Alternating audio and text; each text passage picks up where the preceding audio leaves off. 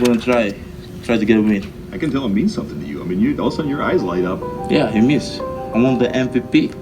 I want the MVP, yeah. The man many consider the best player in basketball has largely been relegated to the third leg of this year's MVP race. But with the most recent MVP ladder coming out on NBA.com, he is parachuted up to number 2 in the standings. Can Giannis make this last stretch of the regular season shift the race in his favor? Who knows? All we do know is that once we look at the entire MVP case for Giannis, we'll know the answer.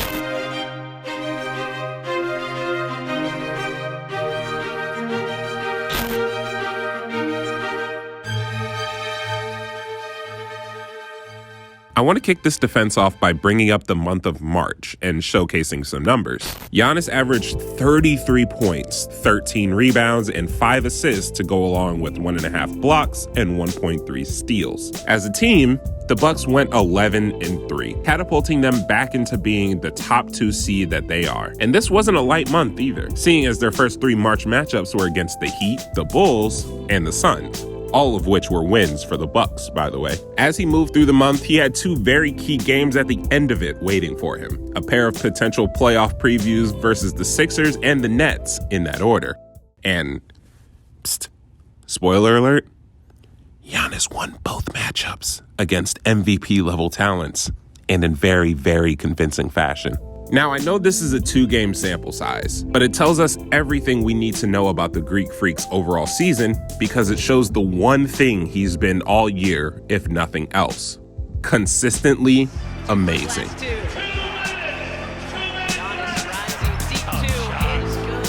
There was the 2-point win versus Embiid, Harden, and the Sixers where Giannis gave him 40 points, 14 rebounds, 6 assists, 3 blocks, and a steal to go along with a big fourth quarter showing on both ends of the floor. And last but not least, this absolute beauty to seal the deal. Embiid clears some space for him.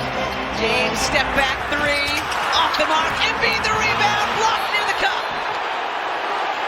And by the way, this play came fresh off of a missed free throw by Giannis. So he knew that a stop caused by him on the other end would be the only way to redeem himself in that moment. And redeemed himself he did. Let's jump over to the very next game for the Bucks. An OT matchup versus KD, Kyrie, and the Brooklyn Nets.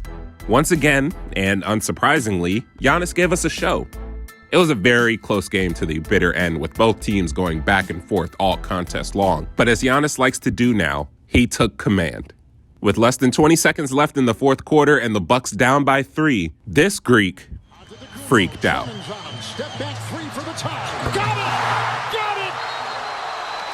Giannis ties the game and becomes the Bucks' all-time leading scorer on 1 stroke. The reason I bring up March is because it showed that he doesn't shy away from the heavy competition. And not only does he not back down, he pushes the agenda. And we all know one of the aspects of being an MVP is how you lead your team into battle. In games against Jokic, Embiid, Tatum, LeBron, Ja, and Luka, Giannis has averaged 33 points, 12 rebounds, 5 assists on 58% shooting from the field. Now compare those to his season averages and you'll see someone that is unwavering no matter who is in front of him. So, right now we have a player who beats all of the heavy competition while putting up great individual stats, and on top of that is just generally an all-around good guy. Let's open up with a joke. What do you call a cow on the floor? Anybody know? Ground beef. That's it. We're at the point in Giannis's career where we kind of expect these types of games from him. So all of these 40-point double-doubles against the best players in the league are just kind of part of the Giannis experience. But just because this is the standard for him, it doesn't make it any less of a euphoria-inducing spectacle. And part of this spectacle comes from the other side of the ball. Another part of his game that has been expected to remain elite, but is still worth mentioning nonetheless because it only bolsters his already strong MVP case.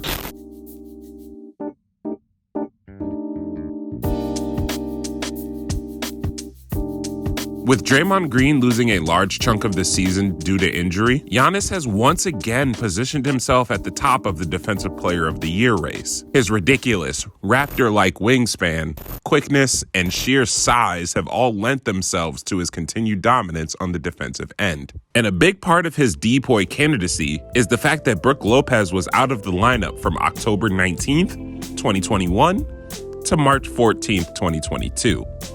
That's a long time to go without your best two-way stretch big who operated as a very, very good paint protector. But when you have a player like Giannis, it seems like that no matter who or what the Bucks are missing, the freak can fill that void at the snap of a finger. Want to hear something pretty interesting? Giannis spent more time guarding centers than any other position this season. And the Bucks lineups with Giannis at the 5 spot are in the 88th percentile in terms of points allowed per 100 possessions, according to Bleacher Report. It's like watching a perfectly crafted android with its sights locked onto the basketball at all times.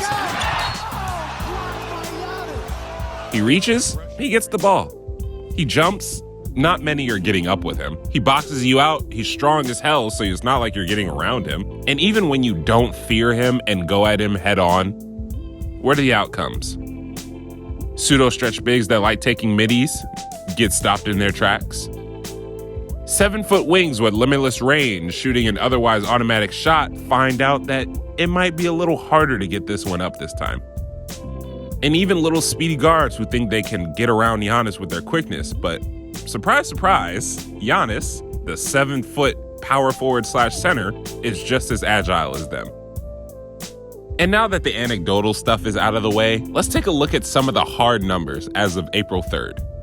Giannis holds a defensive box plus minus that is second only to Jokic this season at 3.6 as of April 3rd.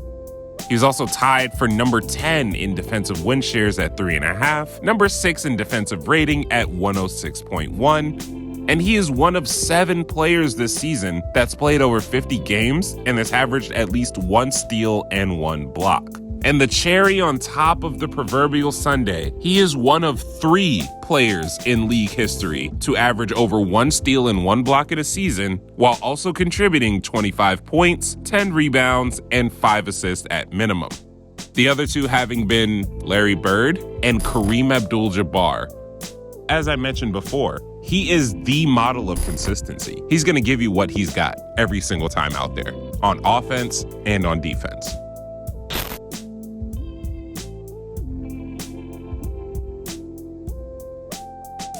The reason why Giannis's MVP case is left at kind of like a 2-pronged defense is that every other aspect of his arguments kind of fall under the umbrella of beating the big competition and having strong offensive games. That's not a bad thing. That's actually kind of a great thing that you technically only have 2 things that are helping you with your MVP case, but they're so strong that you are still number 2 in the race.